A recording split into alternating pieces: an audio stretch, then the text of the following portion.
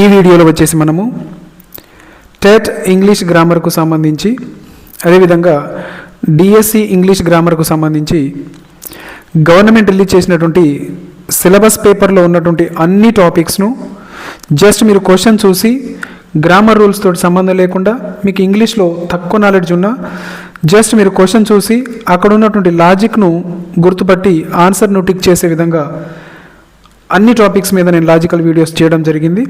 ఇంకెవరైనా చూడకపోతే చూడగలరు.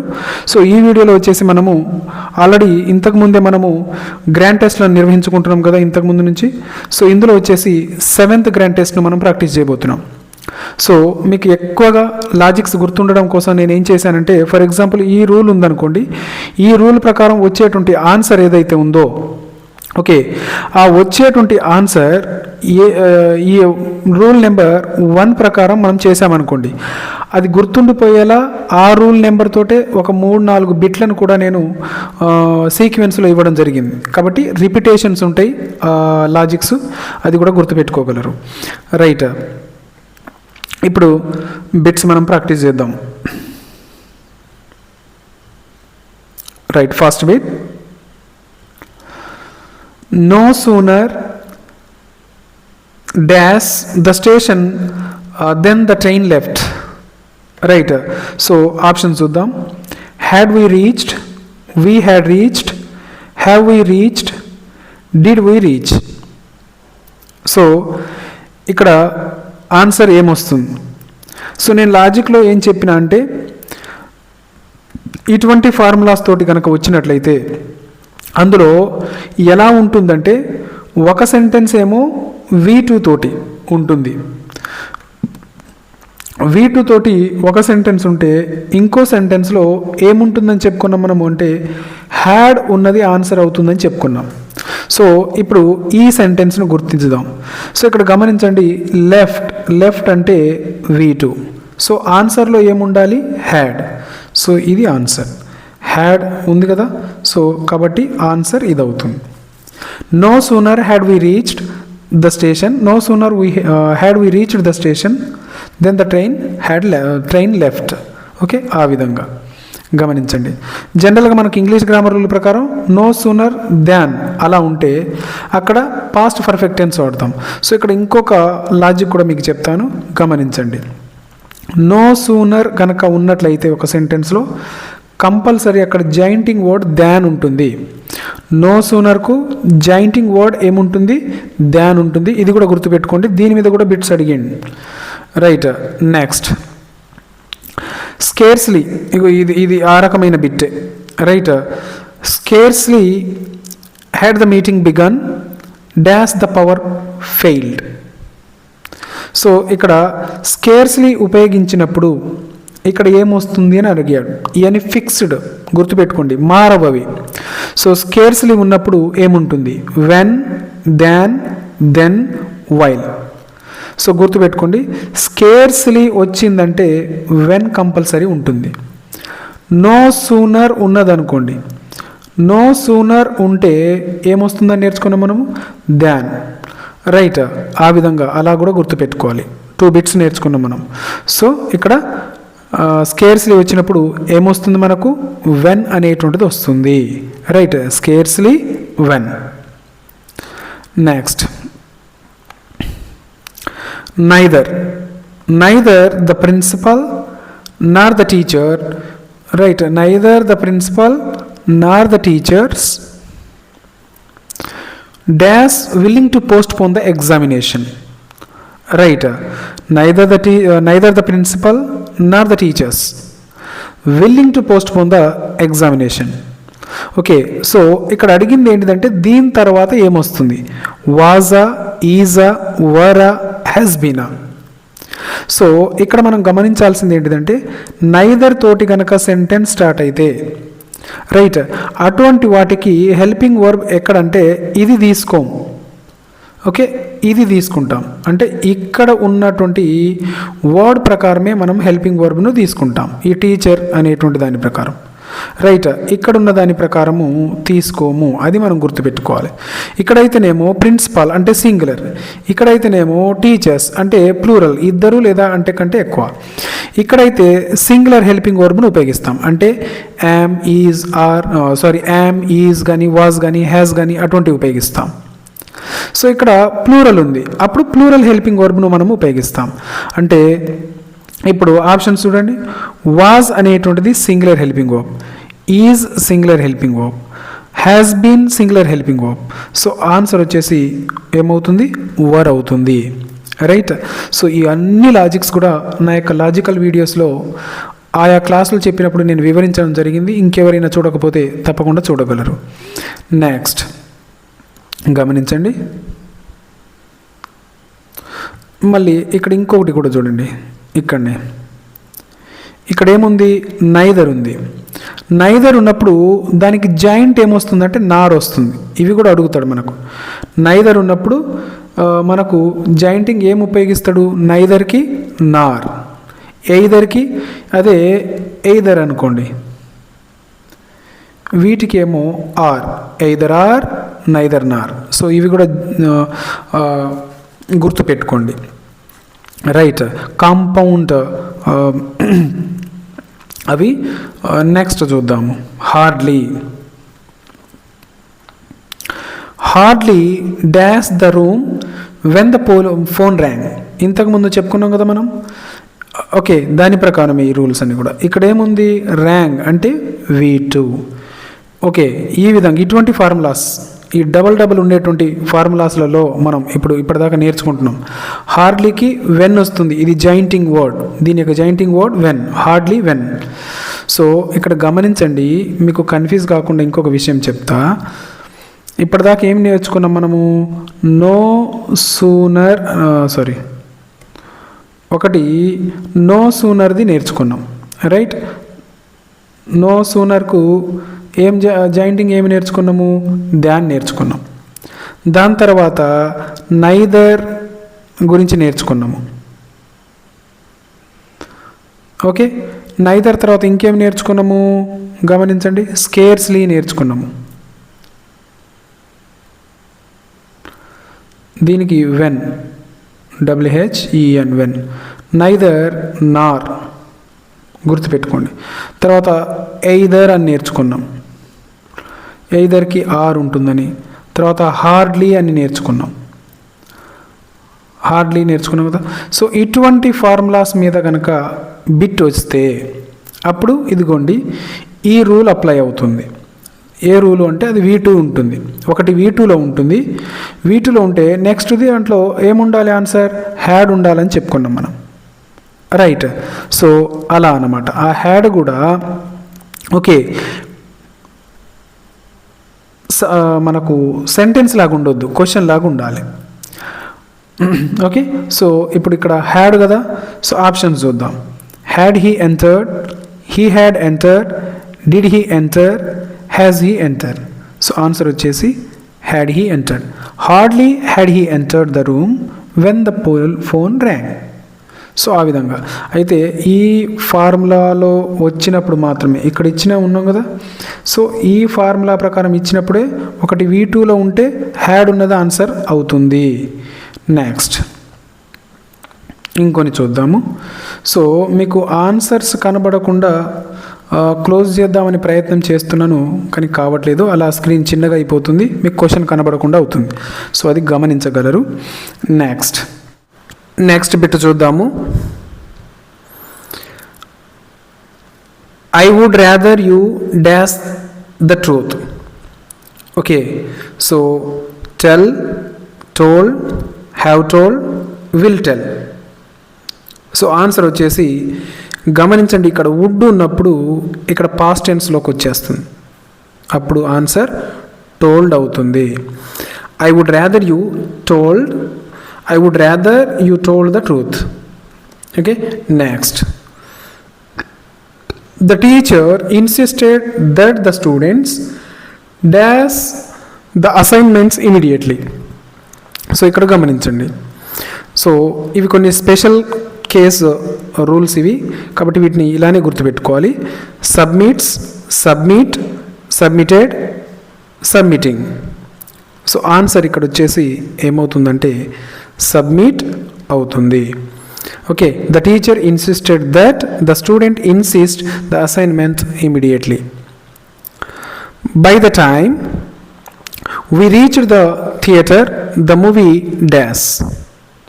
సో ఇంతకుముందు మనం చెప్పుకున్నాం కదా, ఇక్కడ ఏమున్నది V2 ఉన్నది, అంటే ఇక్కడ ఏముండాలి హ్యాడ్ ఉన్నటువంటిది ఆన్సర్ అవ్వాలి. రైట్, హ్యాడ్తో పాటు ఏముండాలి అంటే V3 ఉండాలి. రైట్, గమనించండి. Has started, had started, started, starts. So ఇక్కడ ఆన్సర్ ఏది ఉంది, ఇది had started. Choose the correctly punctuated sentences. Correct punctuate అయిన సెంటెన్స్ని చూడమంటున్నాడు. ఇది కూడా జాగ్రత్తగా గుర్తుపెట్టుకోండి, లాజికే జస్ట్ మనం గుర్తుపెట్టుకోవాల్సింది. However he refused the offer. However he refused the offer, same sentence, but ఇక్కడ కామ పెట్టాడు, ఇక్కడ కామ పెట్టలేదు. హౌఎవర్ సెమీకాలన్ పెట్టాడు. He refused the offer. However he refused the offer. So ఇక్కడ మనం గుర్తుపెట్టుకోవాల్సింది ఏంటిదంటే హౌఎవర్ గనక ఉపయోగించినట్లయితే అక్కడ కంపల్సరీ కామా పెట్టాలి. సో ఇది ఇక్కడ, కాబట్టి ఆన్సర్ ఇది అవుతుంది. సో ఇక్కడ మనం నేర్చుకున్న లాజిక్ ఏంటిది, హౌఎవర్ తర్వాత కామా ఉండాలి. Next, which sentence is grammatically correct. So ఒకసారి సెంటెన్స్లు చూద్దాం. One of the boys have completed the work. One of the boys has completed the work. One of the boys were completed the work. One of the boys are completed the work. So ఈ logic కూడా మనం చాలా వీడియోస్లలో discussion చేసుకొని ఉన్నాం. So ఇక్కడ మనం first గుర్తుపెట్టుకోవాల్సింది ఏంటిదంటే వన్ ఆఫ్ ద గనక వస్తే తర్వాత ప్లూరల్ నౌన్ రావాలి. సో వన్ ఆఫ్ ద ఉంది, బాయ్స్ అంటే ఇది కరెక్టే, ఇది కరెక్టే. ఇందులో వన్ ఆఫ్ ద బాయ్స్ ఇది కూడా, అంటే ఈ రెండు లాజిక్లు కరెక్టే. ఇక్కడ కూడా సేమ్, ఇది సేమ్ ఉంది, ఇది సేమ్ ఉంది. ఇక్కడ దాకా సెంటెన్స్లు సేమ్ ఉన్నాయి, గమనించండి.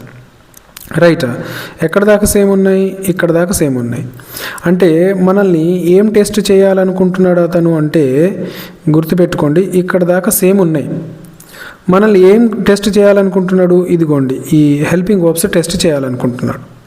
సో వన్ ఆఫ్ ద తర్వాత బాయ్స్ ఉంది, బాయ్స్ ఉంది, బాయ్స్ ఉంది, బాయ్స్ ఉంది. హ్యావ్ వస్తుందా, హ్యాజ్ వస్తుందా, వర్ వస్తుందా, ఆర్ వస్తుందా అనేటువంటిది టెస్ట్ చేయమంటున్నాడు. సో గమనించండి, ఇక్కడ వన్ ఆఫ్ ద వచ్చినప్పుడు ఇక్కడ బాయ్స్ అంటే ఇవి ఫ్లూరలే ఉంటుంది, అది కామన్, మనందరికీ తెలిసిందే, ఇంతకుముందు నేర్చుకున్నాం. దాని తర్వాత మనం సింగులర్ హెల్పింగ్ వర్బ్ను మాత్రమే ఉపయోగించాలి, అది మనం ఆల్రెడీ నేర్చుకున్నాం. హ్యావ్ అనేటువంటిది ప్లూరల్, సో ఇది ఆన్సర్ కాదు. వర్ అనేటువంటిది ప్లూరల్ హెల్పింగ్ వర్బ్, ఇది ఆన్సర్ కాదు. ఆర్ కూడా ప్లూరల్, సో సింగులర్ ఏది ఇందులో అంటే ఇది, సో ఇది కరెక్ట్ ఆన్సర్ అవుతుంది. One of the boys has completed the work. Next, if he dash harder he would have succeeded. So ఇక్కడ గమనించండి, ఇది కూడా మనం లాజిక్ చెప్పుకున్నాం. ఇక్కడ హ్యాజ్ ఉండి ఇక్కడ V3 ఉంటే, హ్యాజ్ కానీ హ్యావ్ కానీ ఉండి V3 ఉంటే ఇక్కడ ఏమొస్తుందని నేర్చుకున్నాము అంటే మనము హ్యాడ్ ప్లస్ V3 వస్తుంది. ఇక్కడ హ్యావ్ కానీ హ్యాజ్ కానీ ఉంటే హ్యాడ్ ప్లస్ V3 వస్తుంది అని నేర్చుకున్నాము. సో ఒకసారి ఆప్షన్ చూద్దాం. Worked, had worked, has worked, works. So answer ఇది అవుతుంది. ఇంకా ఈ లాజికల్, నా ఛానల్లో ఉన్నటువంటి లాజికల్ వీడియోస్ కనుక చూడని వాళ్ళు ఉంటే తప్పకుండా చూడండి. వీడియోను తప్పకుండా మీ ఫ్రెండ్స్ తోటి షేర్ చేయండి. అదేవిధంగా లైక్ చేయగలరు, ఛానల్ను సబ్స్క్రైబ్ చేసుకోగలరు. ఈ పీడిఎఫ్ కావాలి అనుకున్న వాళ్ళు పీడిఎఫ్ లింక్ అని కామెంట్ చేయండి, వారికి నేను లింక్ను ప్రొవైడ్ చేస్తాను. Right, next, the report needs. ఇక్కడ రిపోర్ట్ నీడ్స్ తర్వాత ఏమొస్తుంది? రైట్, గమనించండి. Revise, revised, revising, revision. So answer ఇది వస్తుంది. నీడ్ తర్వాత వర్బ్కు ఇంగ్ ఫామ్ రాయాలి, అది ఈడియోమేటిక్ ఎక్స్ప్రెషన్లో మనం చెప్పేటప్పుడు. సో ఆన్సర్ రివైజింగ్ అనేటువంటిది answer. The report needs revising. Choose the passivize. Correct passivize sentence ఏంటిది? They are repairing the bridge. So passivize అంటే ఫస్ట్ గుర్తుపట్టాల్సింది మనం బై ఉండాలి. సో ఇక్కడ బై ఉంది, ఇక్కడ బై ఉంది. సో మనకు ఆన్సర్ ఉండాల్సింది ఈ రెండిట్లో. సో ఇది ఆన్సర్ కాదు, ఇది ఆన్సర్ కాదు. ఇంకొక లాజిక్ ఏమనుకున్నాం? ఆర్ కనుక ఉంటే ఆన్సర్లో బీయింగ్ ఉంటుంది అని నేర్చుకున్నాం మనం, రైట్? సో బీయింగ్ ఉంది, బీన్ ఉంది. సో ఆన్సర్ ఏదవుతుంది మరి? ఇది ఆన్సర్ అవుతుంది. సో ఇంతే ఈజీగా లాజిక్ తోటి మనం గుర్తుపట్టవచ్చు, రైట్? కాబట్టి ఇంకెవరైనా లాజికల్ వీడియోస్ చూడకపోతే అంతే ఈజీ, దానికంటే ఇంకా ఈజీగా నేను లాజిక్స్ చెప్పడం జరిగింది, తప్పకుండా చూడగలరు. Next, synonym of meticulous. Meticulous అనే పదానికి సినోనిమ్ ఏంటిది అంటున్నాడు. మెటిక్యులస్ అంటే అర్థం ఏంటిదంటే జాగ్రత్తగా అని అర్థం. మెటిక్యులస్ అంటే జాగ్రత్తగా. సో కేర్లెస్ సినోనిమ్ అంటే అదే అర్థాన్నిచ్చే ఇంకో పదం. Careless, thorough, ordinary, confused. So ఇందులో జాగ్రత్తగా అని చెప్పే పదం ఏంటిది? థరోగా. So thorough. He is arrogant that nobody likes him. The underlined word is a or an. ఇప్పుడు ఇక్కడ గమనించండి, యారోగెంట్ అనే పదం ఇందులో ఏంటిది అంటున్నాడు? Adjective, adverb, noun, pronoun. Pronoun అంటే మనకు ఆల్రెడీ తెలుసు కదా, ఐ, వి, యు, ఓకే, పేరుకు బదులుగా ఉపయోగించేవి. తర్వాత దే, హీ, షీ, ఇట్, అవి. సో అవి అదా, ఇది కాదు. సో ఇది కాదు ఆన్సర్. నౌన్ అంటే పేరు, ఇది పేరా? కాదు. సో ఇది ఆన్సర్ కాదు. ఇది వర్బ్ గురించి తెలియజేస్తుందా? కాదు. సో ఇదేమవుతుంది? Arrogant. He is so arrogant. అతను చాలా కోపిష్టి అన్నట్టు చెప్తున్నాడు. సో ఇది ఎవరి గురించి చెప్తుంది? ఇతని గురించి. ఓకే, అంటే నౌన్ కానీ ప్రొనౌన్ గురించి కానీ చెప్తుంది. అలా నౌన్, ప్రొనౌన్ గురించి చెప్పేదే యాడ్జెక్టివ్ అవుతుంది. విశేషణం యాడ్జెక్టివ్ అంటే. The ఈడియం to beat around the bush అనేటువంటి ఈడియం యొక్క అర్థం ఏంటిది అని అంటున్నాడు. To avoid the main point, to work hard, to fight bravely, to waste money. Okay, so ఇక్కడ దాని యొక్క అర్థం ఏంటిది అని అంటున్నాడు. బీట్ అరౌండ్ ద బుష్ అంటే to avoid the main point, అంటే అసలు విషయం చెప్పకుండా డొంక తిరుగుడు చెప్తున్నాడు అని అంటాం చూడండి. సో అది ఇక్కడ అవుతుందన్నమాట. So to avoid the main point అనేటువంటిది ఆన్సర్. ఇది కూడా చాలా ఇంపార్టెంట్, గుర్తుపెట్టుకోండి. To beat around the bush అంటే to avoid the main point. Next, which sentence contain an error. ఇక్కడ ఇచ్చినటువంటి సెంటెన్స్లలో ఏ సెంటెన్స్లో మిస్టేక్ ఉంది అని అంటున్నాడు, రైట్? గమనించండి, ఒకసారి చూద్దాము. Each of the players has a jersey. Every teacher and every student was present. The news are encouraging. Mathematics is my favourite subject. So ఇందులో mistake ఉన్నటువంటిది ఏంటిదంటే గమనించండి. మిస్టేక్ ఉన్నది ఇది, న్యూస్ తర్వాత ఆర్ ఉపయోగించకూడదు. న్యూస్ తర్వాత సింగులర్ హెల్పింగ్ వర్బ్ ఈజ్ మాత్రమే ఉపయోగించాలి. సో ఇది ఇందులో మనకు మిస్టేక్ అయినటువంటి sentence. Next, the correct question tag is. ఇక్కడ కరెక్ట్ క్వశ్చన్ ట్యాగ్ ఏది అంటున్నాడు. Few students attend the seminar. ఇందులో దీని యొక్క కరెక్ట్ క్వశ్చన్ ట్యాగ్ ఏంటిది? Did they, didn't they, do they, don't they, right? So ఇక్కడ ఆన్సర్ వచ్చేసి మనం ఏం చేస్తామంటే వెంటనే గ్రామర్ రూల్స్ నేర్చుకొని చేస్తే ఇక్కడ నాట్ లేదు కాబట్టి, గమనించండి, నాట్ లేదు కాబట్టి వెంటనే మనం డింట్ దే అనేటువంటి దాన్ని ఆన్సర్ పెట్టేస్తాం. కానీ అలా కాదు. ఇక్కడ ఉన్నటువంటి రూల్ ఏంటిదంటే ఫ్యూ గనక ఉంటే అది నాట్ ఉన్నట్టుగానే భావించాలి. కాబట్టి అటెండెడ్ ఎందులో ఉంది? ఇది V2 ఉంది. V2 ఉన్నప్పుడు ఏం ఉపయోగించాలి? డిడ్ ఉపయోగించాలి. ఆల్రెడీ నాట్ ఉంది కాబట్టి ఏమవుతుంది మరి అంటే డిడ్ దే అనేటువంటిది ఆన్సర్ అవుతుంది. సో నాట్ తీసేయాలి కదా, కాబట్టి ఇది ఆన్సర్ అవుతుంది. సో ఇది ఆన్సర్. క్వశ్చన్ ట్యాగ్ మీద 4-5 వీడియోలు కలవు. సో తప్పకుండా చూడగలరు. Next reluctant. Next one is reluctant. Reluctant అనే పదానికి యాంటోనిమ్ ఏంటిది? Hesitant, unwilling, eager, doubtful. Right. So ఇక్కడ ఆన్సర్ వచ్చేసి ఏంటిదంటే eager. Choose the correct sentence. Right. The furniture are expensive, the furniture is expensive, the furnitures are expensive, the furniture is expensive. So ఇక్కడ ఇది గమనించండి. Furniture అనేటువంటి పదము చాలా మనం తెలుసుకోవాలి దీని గురించి. ఫర్నిచర్ ఈ పదం. సో ఫర్నిచర్ అనే పదానికి మనం గమనించాల్సింది ఏంటిదంటే లాస్ట్కు ఎస్ ఉండదు. ఓకే, ఫర్నిచర్ అంటేనే ప్లూరల్, దానికి ఎస్ను యాడ్ చేయకూడదు. దాని తర్వాత ఈజ్ అనే హెల్పింగ్ వర్బ్ను ఉపయోగించాలి. సో ఇక్కడ ఆర్ ఉంది, ఇది కరెక్ట్ ఆన్సర్ కాదు.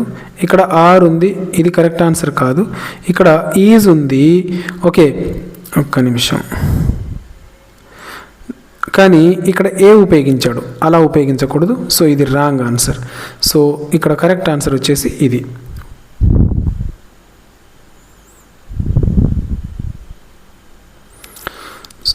నెక్స్ట్ గమనించండి, ఇంకా చాలా బిట్స్ కలవు. ఆ బిట్స్ను మీరు ప్రాక్టీస్ చేయాలనుకుంటే ఈ పీడిఎఫ్ను డౌన్లోడ్ చేసుకోవాలి. కాబట్టి కావాలి అనుకున్న వాళ్ళు పీడిఎఫ్ అని కామెంట్ చేయండి, పీడిఎఫ్ లింక్ అని. నేను వారికి ఈ పీడిఎఫ్ను ప్రొవైడ్ చేస్తాను. రైట్. ఇంకా మా ఛానల్లో సబ్స్క్రైబ్ చేసుకోకపోతే తప్పకుండా సబ్స్క్రైబ్ చేసుకోగలరు. సో ఇవి అన్నీ నేనే ఎక్స్ప్లెయిన్ చేసుకుంటూ వెళ్తే మీకు ప్రాక్టీస్ చేయడానికి పాసిబుల్ అవ్వదు. కాబట్టి వీటిని మీరు ప్రాక్టీస్ చేసుకోగలరు. Thank you so much.